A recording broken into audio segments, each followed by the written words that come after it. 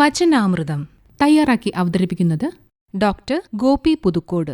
മലയാളികളുടെ മാതൃഭാഷയായ മലയാളം പലതരത്തിൽ അവഗണിക്കപ്പെടുന്നു എന്ന പരാതി വ്യാപകമായി ഉയരുന്നുണ്ട്. പഠന വിഷയം, പഠനമാധ്യമം എന്നീ നിലകളിൽ മലയാളത്തിന്റെ ഗരിമ നഷ്ടപ്പെട്ടുകൊണ്ടിരിക്കുന്നു എന്നത് യാഥാർത്ഥ്യവുമാണ്. നിലവിൽ 10ാം തരം പൊതുപരീക്ഷ എഴുതുന്നവരിൽ പകുതിയിലധികം പേരും മലയാളമല്ല പഠനമാധ്യമമായി സ്വീകരിക്കുന്നത്.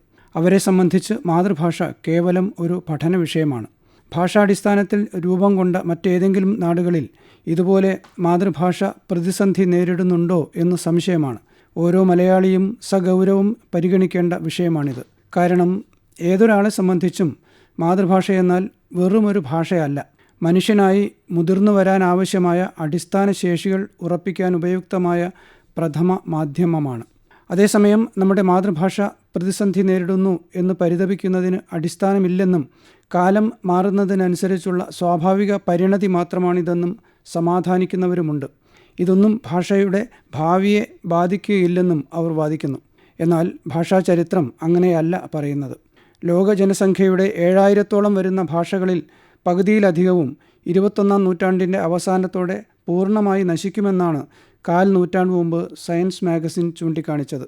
നിലവിലുള്ള 6000 ഭാഷകളിൽ 4000 എണ്ണവും ഈ നൂറ്റാണ്ട് അവസാനിക്കുമ്പോൾ ഇല്ലാതാവുമെന്ന് മറ്റൊരു പഠനവും കാണിക്കുന്നു.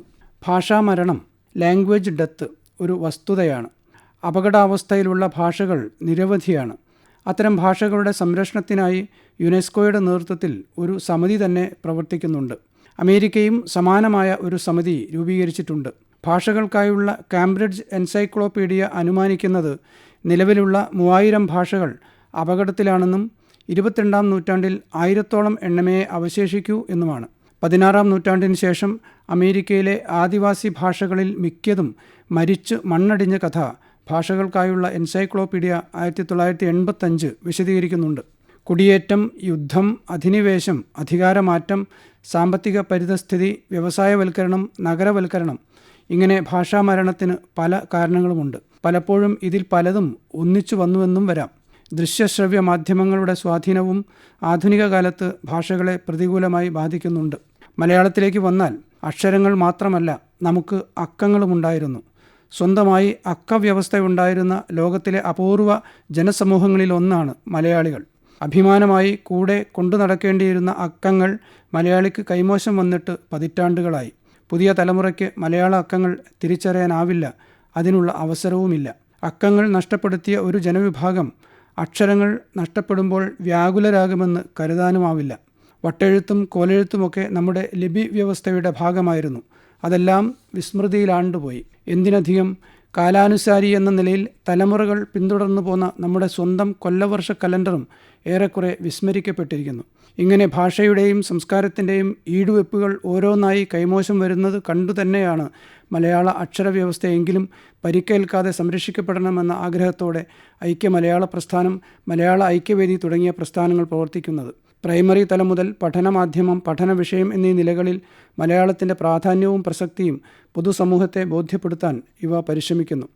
കോടതി ഭാഷ മലയാളമാക്കണമെന്ന് 1987 ജസ്റ്റിസ് നരേന്ദ്രൻ കമ്മീഷനും നിർദ്ദേശിക്കുകയുണ്ടായി.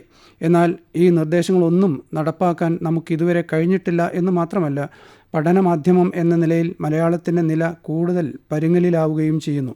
മാതൃഭാഷ പറയുന്നതിലും എഴുതുന്നതിലും പുലർത്തുന്ന ശുഷ്കാന്തിയില്ലായ്മയും എടുത്തു പറയണം. മലയാളമാണെങ്കിൽ എങ്ങനെയും പറയാം, എങ്ങനെയും എഴുതാം എന്നൊരു അലസ മനോഭാവം മലയാളികളെ പിടികൂടിയിരിക്കുന്നു. മലയാളികളുടെ അഭിമാനമാണ് മലയാളം. ഒരു ജനസമൂഹമെന്ന നിലയിൽ നമ്മുടെ ജീവിതായോധനത്തിനുള്ള കരുത്തുറ്റ ആയുധവുമാണ് നമുക്ക് മാതൃഭാഷ. അശ്രദ്ധമായും അലസമായും അത് കൈകാര്യം ചെയ്യപ്പെടുമ്പോൾ പരിക്കേൽക്കുന്നത് നമ്മുടെ സമൂഹ മനസ്സിന് തന്നെയാണ്. ഓർക്കുക, മലയാളത്തെ സംരക്ഷിക്കേണ്ട ബാധ്യത മലയാളികൾക്ക് മാത്രമുള്ളതാണ്. വചനാമൃതമാണ് നിങ്ങൾ ഇതുവരെ കേട്ടത്. തയ്യാറാക്കി അവതരിപ്പിച്ചത് ഡോക്ടർ ഗോപി പുതുക്കോട്.